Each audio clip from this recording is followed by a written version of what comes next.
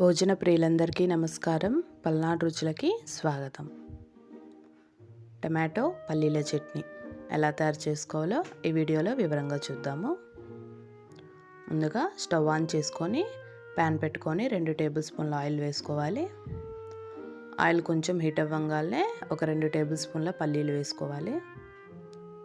ఒకసారి గంట పెట్టేసి ఈ పల్లీల్ని కలుపుకోవాలి.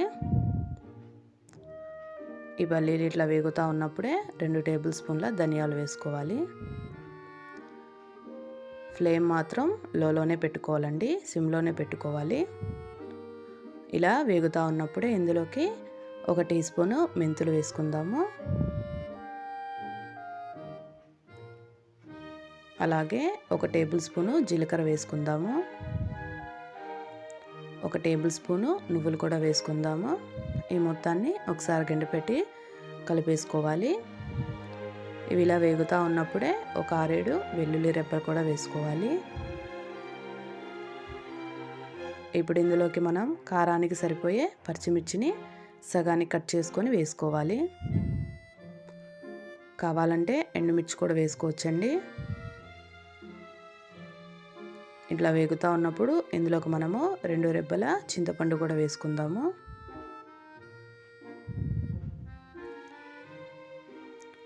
మొత్తం ఒకసారి కలిపేసుకుందాము.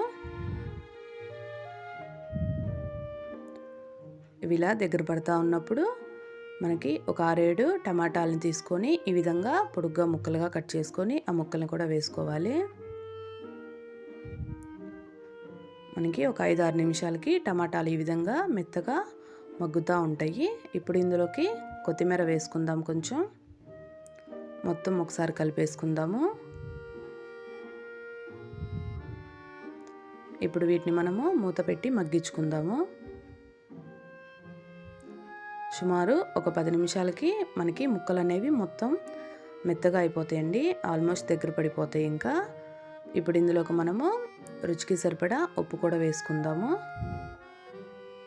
దీనికి ఎక్కువ టైం కూడా పట్టదండి ఈ చట్నీ చేసుకోవడానికి. టిఫిన్స్లోకి అయితే సూపర్ అనే చెప్పాలి ఈ చట్నీ. ఒకసారి ఇది చేస్తే మాత్రం డైలీ ఇదే చేసుకుంటారు, అంత బాగుంటుంది టేస్టు. ఇడ్లీలోకైనా చపాతీలోకైనా దేంట్లోకైనా సరే సూపర్ ఇది. ఈ మొత్తం ఇట్లా వేగిపోయిన తర్వాత స్టవ్ ఆఫ్ చేసేసుకొని పూర్తిగా చల్లారనిద్దాము. ఇప్పుడు ఒక మిక్సీ జార్ తీసుకొని ఈ ఉడికిపోయిన ముక్కలన్నిటిని తీసుకొని దాంట్లో వేసేసి కొంచెం కొంచెం నీళ్ళు పోసుకుంటూ మెత్తగా గ్రైండ్ చేసుకోవాలి. వీడియోలో చూపిస్తున్న విధంగా ఉండాలి. ఇప్పుడు దీంట్లోకి పోపు పెట్టుకుందాము. చిన్న కడాయి పెట్టుకొని 2 టేబుల్ స్పూన్ల ఆయిల్ వేసుకుందాము. అందులోకి పచ్చిపప్పు, జీలకర్ర, ఆవాలు వేసుకొని వేయించుకుందాము. పోపు దినుసులు పూర్తిగా వేగిన తర్వాత స్టవ్ ఆఫ్ చేసేసి 2 రెబ్బల కరివేపాకు కూడా వేసుకుందాము. ఇప్పుడు ఈ పోపు మిశ్రమాన్ని మనము చట్నీలో వేసేద్దాము. అంతేనండి, 10 నిమిషాల్లో అయిపోయే టమాటో పల్లీల చట్నీ టిఫిన్స్లోకి సూపర్గా ఉంటుంది. రెడీ అయిపోయింది. ట్రై చేసి కామెంట్ చేయండి. Thanks for watching.